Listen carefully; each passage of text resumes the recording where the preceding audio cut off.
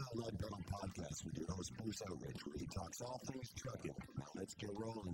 Hey, everybody, how are you doing today? Welcome to another edition of the Not Pedal podcast. This is episode number 1198, and we have a veteran joining us today. You are going to love this discussion. Today we are going to be joined by Jack Field. Jack's an award-winning driver, veteran driver with Bison Transport. We had him on the show here before, a number of years ago. We talked with him, and it was fun because this one I was able to actually go and meet him at the Bison Terminal in Mississauga. So, you do a number of these things by phone. It's nice to actually meet some of the people you talk to, which I'm extremely excited about. So before we get to that, though, let me tell you about Bison, because I know that's what you're wondering about. They have a right to side program, which is makes them one of the safest fleets in North America. And the reason is because the drivers get to choose. They're not pushed by dispatch, not pushed by operations. They decide when it's right for them to shut down or right for them to drive. And that's the right to side program, whether it's for illness or for mechanical reasons or for even just because they're not feeling well or their mindset somewhere else. They can shut down whenever they want. So, by doing that, it allows them to work at a pace that's comfortable for them and be safe on the road. And there's no questions asked. Trust me, we talked about that with Maverick in our previous episode. So, you know what? That allows them to create a big safety bonus. That's right. They've got a great safety bonus there, and some of their drivers are making 15% more when their wage just with the safety bonus. So that's a pretty good thing. They can be put into an RRSP, whatever. So check out BisonDriving.com if you're looking to get on with a safe fleet, because they're the ones. And if you don't believe me, you don't have to believe me. Just listen to Jack in this episode, and you will want to go work there. Jack has been there 25 years, and it's going to be pretty amazing. We had such a good conversation, and it went on, and he's thinking about possibly starting to retire. So you may want to think, there's a truck open for me. But when someone's been at a company that long, and is this happy, you cannot dispute that the culture at Bison is right. So I'm excited to get on to this. Before we do, let me remind you about Driver Check. Driver Check is that workplace safety. They handle drug and alcohol testing. They handle all kinds of stuff, workplace safety, COVID, any of those questions you have around medical and your team. Driver Check can handle all that. And the best place to get your questions answered is at their Fitness for Duty Summit. And that happens in October every year. And it will be in Calgary this year. So that's going to be great. All right, so go to drivercheck.ca. Get all the details there. You don't need to listen to me. But let's get on to the interview with Jack. This was such a fun interview. So when you put two veteran truck drivers in the same room, you get crazy. Anyway, we had a lot of fun on this one. I hope you enjoy it as much as I do. Here we go on our interview with Mr. Jack.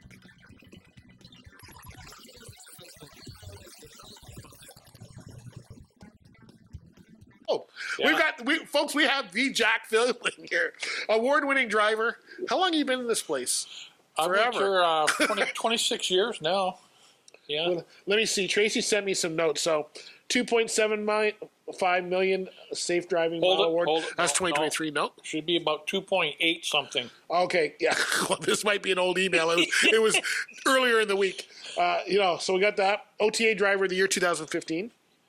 TCA company driver of the year 2013. And we've been with Bison over 25 years. I think you had just won your OTA driver of the year 2015 when we spoke. Let's see. 2000. It would have been 2017. Would have been won the TCA one. Well, TCA one was before that, 2013. Yeah. Anyway, it's been a long time. Yeah. It's nice to finally meet you. I talk to everybody on the phone. I never actually see anybody, so it's like, yeah. So tell us what's going on in 2023, man. 2.8. 2.8, yeah. What's the next award for you? Should be $3 million, but I don't know if I'm going to get there. Oh. Not going to retire. He didn't say that on air. I've got retirement on my brain. Do you? Yeah, I do. Yeah. But what's it like to be the top? You got to be like the top dog here. Out of the drivers, who's the most experienced driver? 25 years sounds like you've got to be pretty well up there. I think I have probably the most seniority in here. Yeah, I talked to a guy. Was he? As for 70, miles, I'm not exactly sure. Right. So what do you do all day? You just drive. They must let you just do everybody whatever else you want. does. I just drive. Do you? You must get to choose wherever you go, or what do you do? You got to have some kind of. If you're 25 years in, you got to be some kind of big shot. No, I'm just I've been trying treated to just like make you one. everybody else. You're so humble. That's Yeah. So how is it today getting to an award? I mean, years ago, and I stopped driving in 2006. It used to be fun on the road. Now I don't know. Traffic makes me crazy. Like I left 3 hours from Burlington. Make me crazy too. Like how do you to be a safe driver on the road these days is a challenge. Oh, it's even a if you're big just doing challenge. what you can do, right? Big challenge. So are you still trip planning and doing all those things? Is that what? What's the trip plan now? I don't know. Maybe just look at the dash. I don't know. And I usually make it there on time. You know where you're going? Are you on a dedicated run or open No, board? I just still run them wild. Okay. You'd like I that. prefer eh? that. Yeah, because you get to see different places. Yeah, I don't think I could run the same route day after day. I'd probably. It's good for a couple of years, and then you get tired No, of it. I don't even think it's not even good for a week. I had dedicated for a couple of years. I liked it because you could plan a barbecue, you know, when you're going to be home or any of that stuff. But not that anybody's invited me to barbecues. No, I'd rather the unknown. Yeah. Would you tell most drivers to do the unknown? No. No. What's the fleet look like nowadays? You've been here 25 years. Have you seen big changes in the fleet? Have you seen? I could say older, It experienced changes guys. all the time. Like, for instance, last week I lost my fleet manager. Oh, is that right? Out of the blue, he's gone. Like, why? Uh-oh. Well, yeah. Now I'm going to break in another one. What are you seeing on the road from a driver standpoint? Like I'm seeing a lot of bad drivers. Yeah? Yeah, Not I'm seeing Bison, bad drivers, though. Careful how you answer that. And I'm not just talking guys in trucks. I'm talking people in cars, too. Well, the cars have always been an issue. But I'm seeing, with social media, I'm seeing more trucks. Are you seeing these guys fly into the back of like a snowstorm accident at 70 miles an hour? Like, how do they not know that it was snowing? Well, if you are involved with Instagram at all, oh, yeah. there are all kinds of pictures and little videos of massive pileups. Yeah. How come, That, in my they view, don't? should not happen. Yeah, how come they don't know about that? Is it because we're not using a CB anymore? I think last time we talked, we were talking about the CB. I still use one, Yeah, although I don't talk on it very much, but I do listen. I have one on my pickup. I have one in my pickup. I have one in my garage. It's a base station. Yeah, so yeah. I used to be able to talk to myself in the boat, right? Yeah. But, yeah, the CB, we should get back to the CB. Do you think that is it guys not knowing? I don't understand how you can not know. Like, there's signs, even if you don't have the CB, guys coming the other way with snow on their. I watch for that all the time. You know, those are things you pick up over the years, right? Yeah, like You know, the it's weather. just a nice if sunny it's day, blowing. and you go, "Wow, look at that truck! It's just covered in snow. Where did he come from?" Right? Hopefully, I'm not going that way, right? And then the next thing you know, the snow. You're into the snow, and you go, "Oh, now I know where he came from." So it's maybe time to slow down a little And bit. there's certain areas where it's always blowing. It's snow. Like, I mean, Kansas City comes to mind, but there's also the East Coast, you know. And Yeah. where are you running now? Are you running Canada only or U.S.? No, or? I run, like I say, we usually run wild, and most of the time I'm leaving here, heading for California or Texas, which is what I prefer to do. Okay. I've always liked Texas. I never ran California, but Texas. You know, running across Wyoming in the middle of winter is not fun. No. Do they allow you to choose your routes? Are you allowed to go? California, there's 3 or 4 different ways you can go, right? So, do they allow you to go further south when it's wintertime? Well, if you were going to LA from here, you could probably request the southern route if you knew that maybe you were going to run into trouble over Denver. Yeah. And then that's happened. I've been able to do that. Yeah. As far as just running it, well, you could, but the plans they send to you don't come with the proper fuel assignments. Oh. So it's best to get So you follow the permission fuel. before you go try to do that. Go find out you got no Right? Then, fuel in then Arizona. they'll resend the plan and you'll have all the fuel stops, right?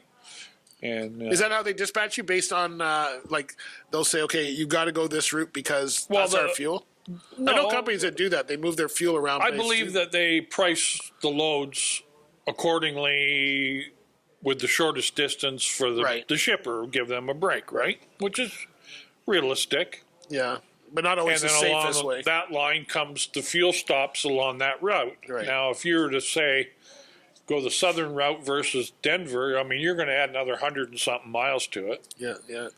That we as a company, we're going to have to pick up that extra miles and the extra fuel and all, the extra wear, everything else that goes with it, right? Right, yeah. So it's best to have. Yeah. So are you an owner-operator or a company driver? No, I'm a company driver. Yeah, you never wanted to become an owner-operator? never wanted to own a truck. No.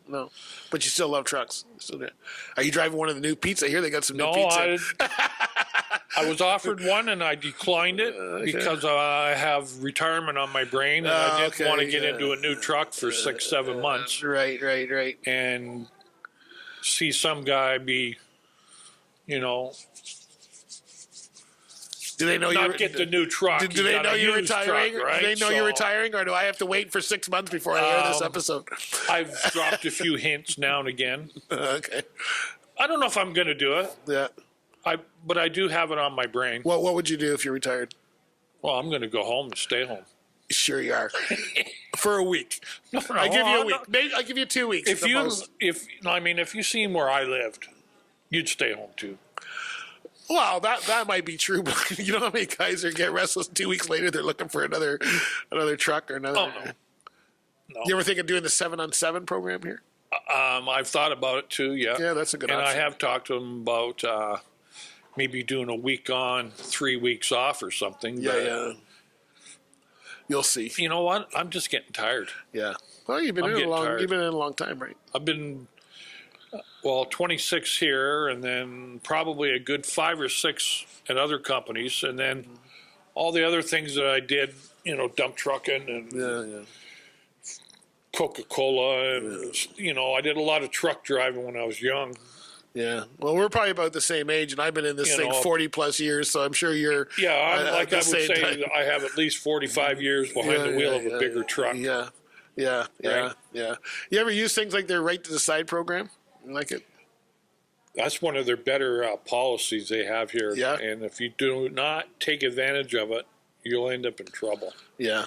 Does it matter what it is? I know they say it doesn't matter what it is.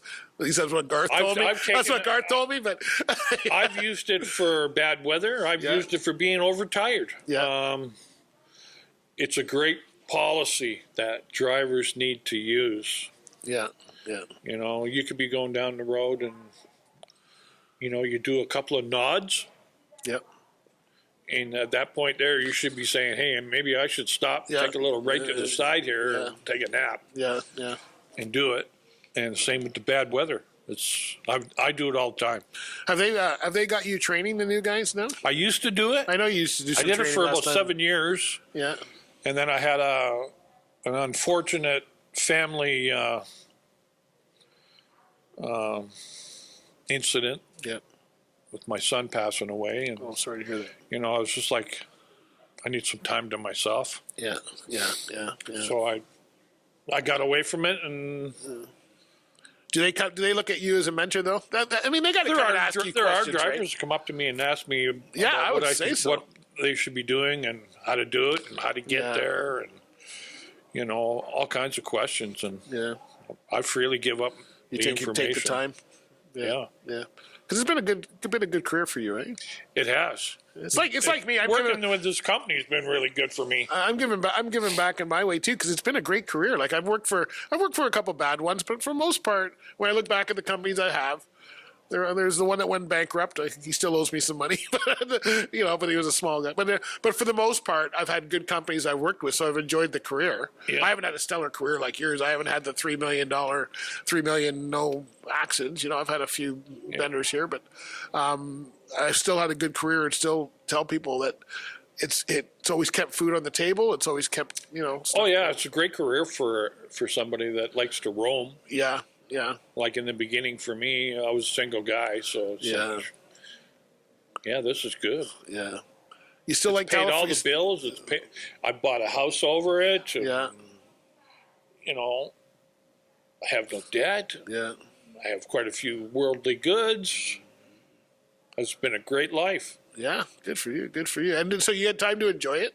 So Well, how that's long? what I How wanna long? do. How long are you on the road? You're open board. So how long are you on the road? Well, I usually come to work. I don't tell them when I need to get home. I just come to work. Yeah, yeah. And usually by 2-3 weeks, they probably already figured out, hey, he's been He's been gone for a he's while. been gone for a little while. We'll bring him in and let him go home, right? Yeah. And they So you every choose to couple, stay 3 out weeks. as long. Yeah, you're good. Or if there's something that pops up, I'll just get on and request I need to be home. Yeah. And So I get you're there. running California. So 2-3 weeks is norm for you, right? Yeah, it'll be a run to California and maybe up to Calgary, and then maybe Calgary south again, maybe Right. Laredo, Yeah. and then The short way Back home. here. The short way home. and then or the same thing. It could be down to Laredo and up to Vancouver. Yeah. A little skip over the mountain into Calgary, do a reset, and then come south again. And Yeah. it all just depends. I usually just go with the flow. Have you used that fancy dispatch system they got? The load board? Yeah. I have. Man, that sounds like the coolest thing from a guy who's pre that stuff, right? Like, I mean, dispatch telling you where you're going to go. That sounded exciting when I first heard about that. I'm going, man, that's the cat's meow. Have you? So, as a veteran driver, have you used it? Is it as cool as they say? Adam, I don't want to. I'll play Adam's interview right after yours. Don't worry.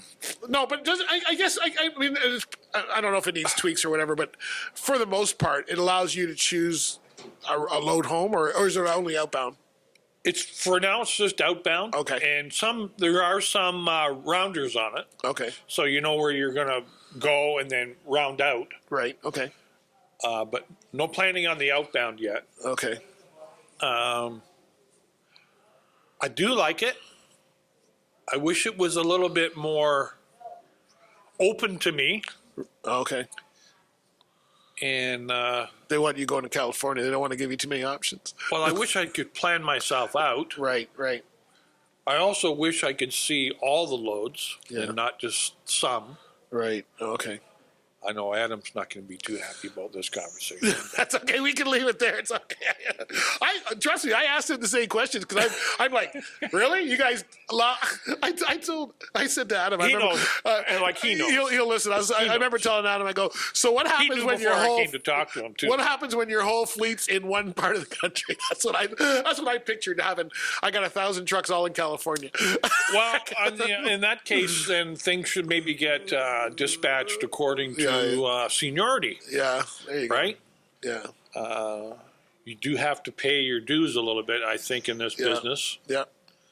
which I think I've paid. Yes, you've done that. So, I don't know.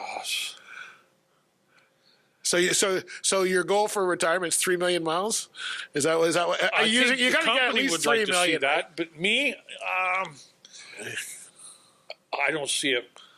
I see myself maybe being retired maybe by the summer. Yeah. And you'll be back here training in September. No, I'm going to go home and Yeah. I'm going to fix a few things and I'm going to do some fishing Yeah. and I'm going to do a little traveling for myself. So truck drivers are famous for buying a Winnebago and going right back where they No. started. No.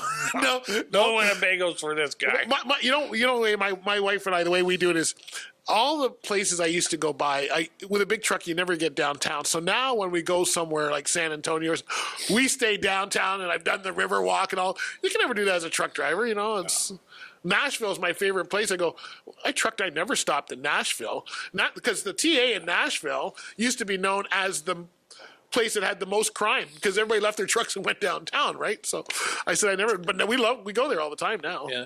So I love it there. No, I'm going to do a little bit more on the motorcycle this year. Okay. Maybe in the next few years. Right. Yeah. So Bison's been good. Oh, yeah.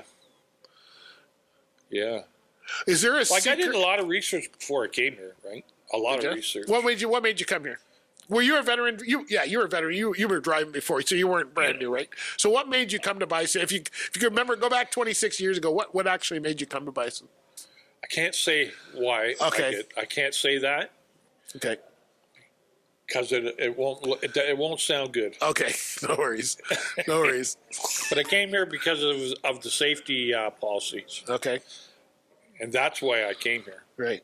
Right. Because I don't think that I was doing things the safe way Okay. at the time, and it was getting to be too much. Yeah. Well, if you're like me, there was no Schedule 1 when we started this game, right? It was like, the lights work, we're good, you know. Well, I wasn't thinking that. I was thinking more along the paper trail. Yeah. Right? Yeah. That's why we called it. That's why we called it a comic book. I picked up some bad habits in the beginning. Yeah. They straightened you out. So then you came here, and now, so if someone else is looking at what you're looking at, what are you suggesting to them? What kind of things really, the right to decide, did they have that back 26 years ago? I know it's been recent. No, I don't believe that was a policy then. Like I've always kind of had that at companies, maybe not formalized like the right to decide policy. Yeah, I don't think it was something that was formalized. I've always had dispatch, you know, I've always done my job, and if it's too bad for me, I've got criteria for myself. Do you have criteria for? I've got like, if I can't do 20 kilometers an hour, I'm just shutting it down. I'm not creeping along the highway like this. Like I have no patience for that. I trust my gut feeling. Yeah. You know, if you're going down the road and it's starting where you can't see too far ahead, and the road's getting greasy. Fog and black ice are the two things that I get off the road as soon as I can. In the next 5-6 miles, there's a spot to stop. Yeah. That's usually what I do. Yeah. How's the parking situation out there? Not good. Not good. So how do you guys do it? Do they have any experience? Just experience? They don't. They don't have a special. They got tech for everything else. I know they got tech for parking, but I don't know. I've never. A lot of the truck stops are usually full by 4 or 5 o'clock in the afternoon. Holy crap! So I find myself doing a lot of pickle parks and places where I know I can stop safely. You know, over the years I've found. Yeah. And. So they must be getting pretty bad. Is that one of the things? You run 17? I do, yeah. Yeah. So there's a lot of problems. I just came over it a couple 3-4 days ago. So there's a lot of problems with all the way from Uppsala all the way to Sioux, right? Yeah. Crazy drivers on there too. Yeah, for the life of me, I can't figure out how they don't crash. I'm only doing 70 or 80, and they're doing 100. I've seen guys passing. I'm going to see them at the next corner, but they're not there. Wow. I've seen guys passing where I wouldn't see passing. But they do. Wow. But for the life of me, I can't see why they drive so damn fast up there. Yeah. It's a shame that they're like that. I don't know. I miss the road though. You're gonna miss the road. Not right away. But, I want to say no, I'm not. But you know, I probably will. I'm missing it a little bit, but not enough. I remember enough bad stuff. I don't have a schedule that allows to go back on the road, but I mean, the 7-on-7 program always sounded interesting here. It does. You know, for somebody that wants to run a little part-time. I probably should, but I'm particular with my truck, too. You have to have a good partner, too, right? Because, I don't smoke. Yeah. And I like to have my truck fairly clean. Me too. Right, and if I come back to a mess, I'll just blow a gasket. That's why I haven't found the perfect trucking job for afterwards, because I still want to have a nice beer. I still want it to be chromed out, and I only want to drive it once a month. Right? So my wife says, "When are you going to find that?" I go, "I haven't found it yet." One day. I try to offer all these guys going to the shows. I go, "I'll just drive your show truck to the shows for you, and if you got 2 or 3 going." But it's cool. Bison gives us some pretty decent equipment. Yeah. Matter of fact, the truck that I'm driving now, they between myself and the fellow that procures them there, Mike Gomes, we spec'd a truck for fuel economy. Yeah. And we were hoping it would get close to 10 miles per gallon, and it's doing pretty good. Wow. Well, yeah, I was talking to Mike earlier this morning. Yeah, so it's like we had been given one in the beginning, and it ended up getting 9 through its lifetime. Well, 9 is good. 9 is great. And then, of course, you know, Mike said, let's just try to step that up a bit. Yeah, let's get double digits. So we come up with another plan, and I don't think we're quite at 10, but we're pretty close. Yeah. Yeah. So you have a dedicated truck. You don't. I have a dedicated truck. Yeah, They do that for most of the guys. Yeah. Yeah. Well, I mean, it's plastered all over the side of it with decals. Well, you got.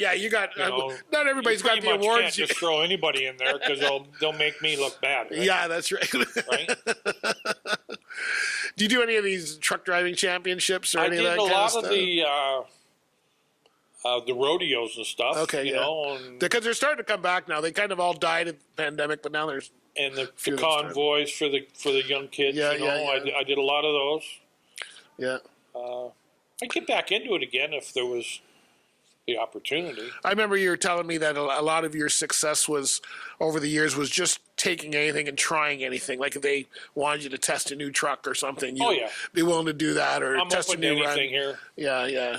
You know, the company's been so good to me. I just whatever they want. I'll do that. No problem. I just finished doing a little 1-year stint with a company called Wabi. Okay. Autonomous trucks. Yeah. Okay. Out of they're based here in Toronto, but they had an office. Were you involved with that the pilot project with the platooning and all that with Bison? No, too? I was not. No, but okay.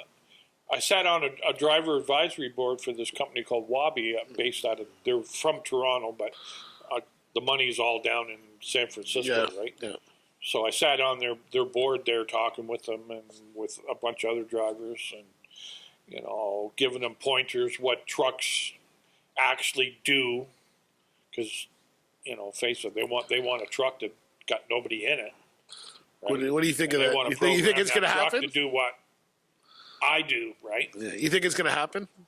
Based on your experience, you think they're going to get to that?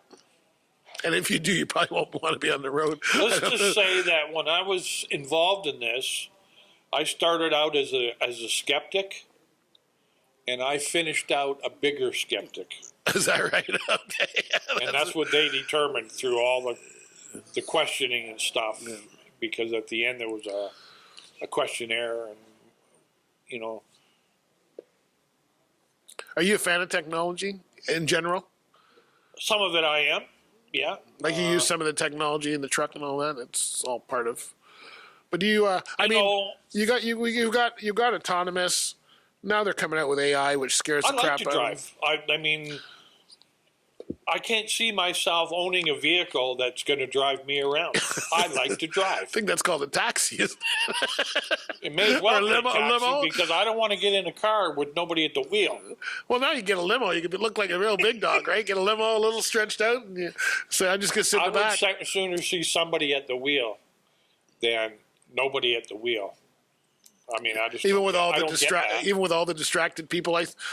Even this morning, I don't know how many people on their phone. I wish I could just give them all tickets, like left and right. Like, if you're going to hold it like my this. telephone, I was looking at it this morning. I'm going, what's going on with it? It's like it was working yesterday, and then I checked it out, and all the boxes are unchecked for my Wi-Fi. Like, who did that?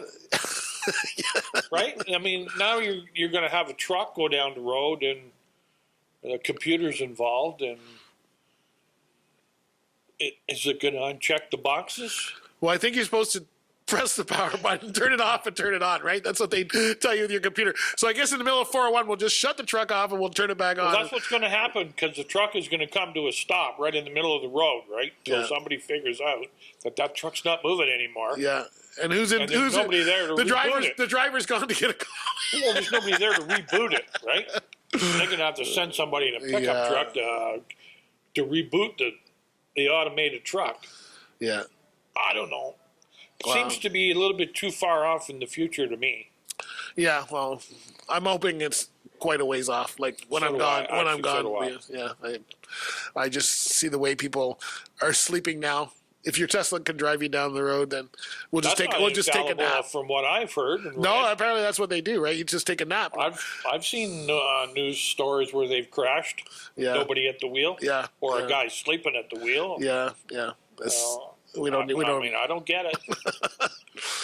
Anything you want to share with the new people? New guys coming on? Somebody that's 26 years away from where you are now? What do you want to tell them? If you're looking for a job, come to Bison. Yeah. That would be my recommendation. Yeah. No matter how much experience, they're still gonna. Did you see a big difference? I mean, you've been here long enough now, so you may not. But if someone's experienced and been doing a certain job, experienced guys, we all get attitude. Well, we know it all. We're, how do we know we want to come to Bison? A lot of people look at big fleets as, it's a starter position. I don't want to be here, but you sound like you're pretty happy. Big fleets might not be for everybody. No, but a good fleet is. Yeah. Right. Yeah. It is what you make it too, right? I think so. I mean, you can't come into a new job and have an attitude. Yeah. You have to come in with open eyes. Yeah. And realize that you're working for a world class company. If you need something to say to somebody, you just say it. Yeah. Yeah.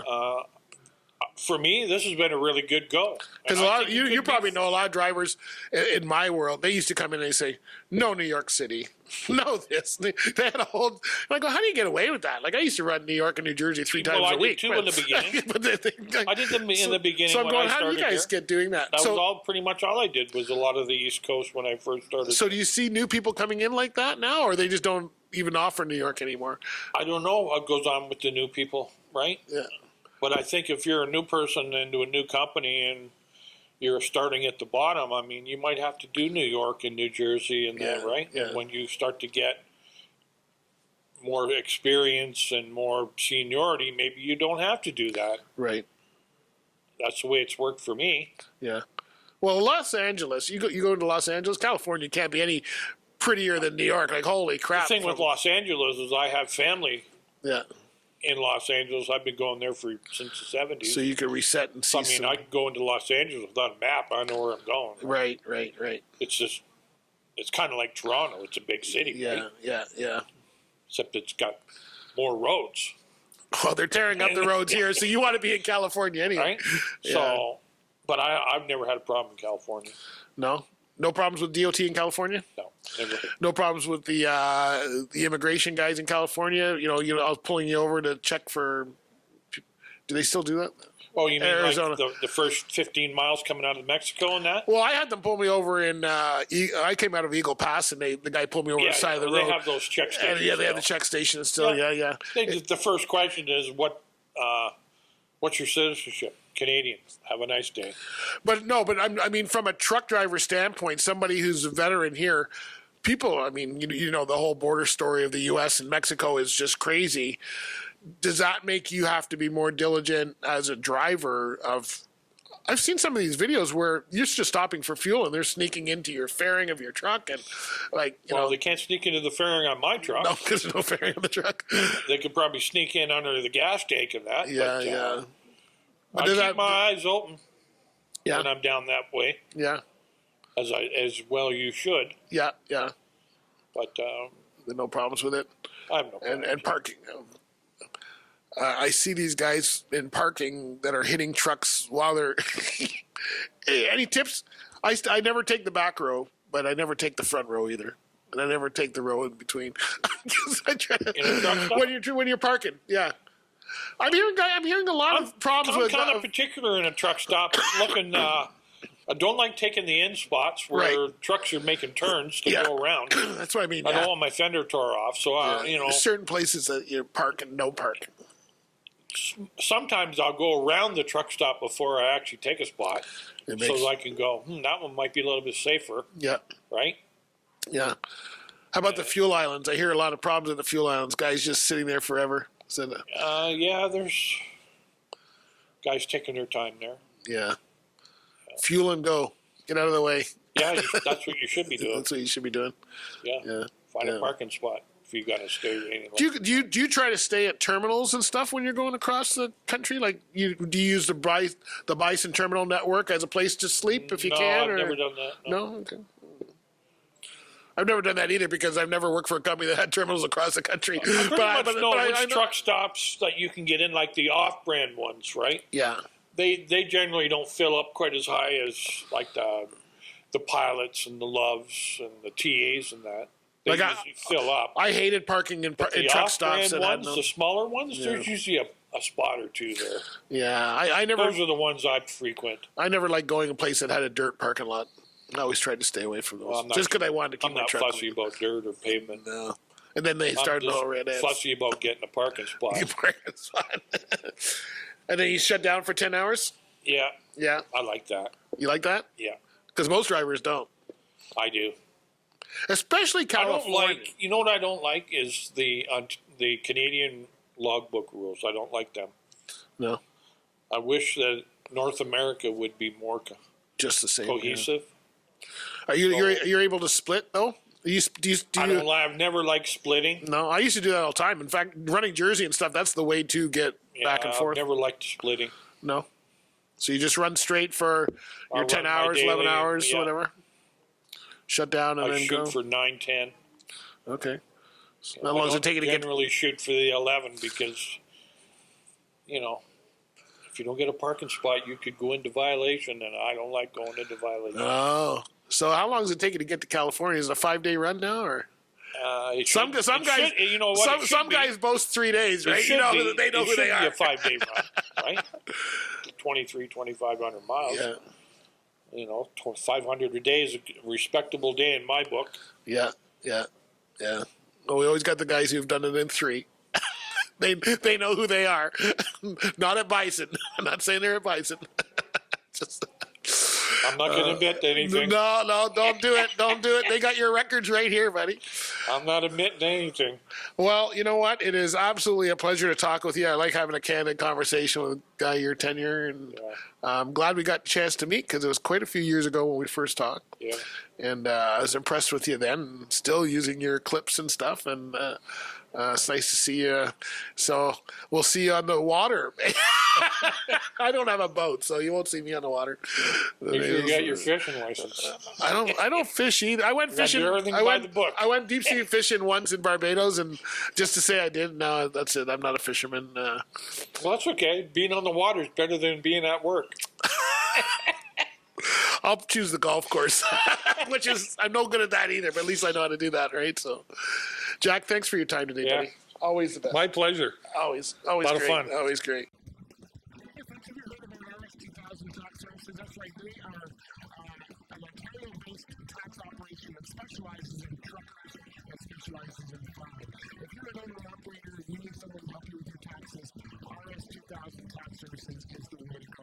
Trust me, you do not want anyone to work with your taxes. You want people who understand your industry.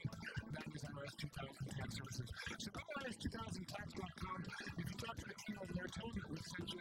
They're an awesome team, and we've been working with them over the years a lot. I know a lot of owner operators are too. If you're a truck driver, owner operator, anything like that, you need help with your taxes, they come to you and they will make sure that you are handled properly. rs2000tax.com. All right, I hope you enjoyed that interview with Jack. That was an amazing interview. We've got lots coming up, and I want you to join us for our next interview too, because we're going to continue working with the team over at Bison when it comes to the maintenance department. So join us for the next episode on the Lead Pedal podcast. And you know what? If you're not sure where to follow us, then the best way to do that is to listen to the podcast through your podcast platform, whichever one that is, whether it be Apple, Spotify, whatever, we're on them. And then if you're interested in following us on social, you can find us Instagram, Facebook, Twitter, TikTok, X, Twitter is X, and you can also find me on LinkedIn. Don't forget to check out our Lead Pedal Radio, which is our sister station, which is music and entertainment, all to do with the industry and all that kind of stuff. We just had a fun show on Max there as well. So check it out. There's lots of ways for you to engage with us. Check us out and watch for us at Truck World, and we will see you next time, my friends. Be good out there, and bye for now. This has been another episode of the Lead Pedal Podcast. For more information or to subscribe to the podcast, visit theleadpedalpodcast.com and be sure to follow the podcast on Facebook and Twitter.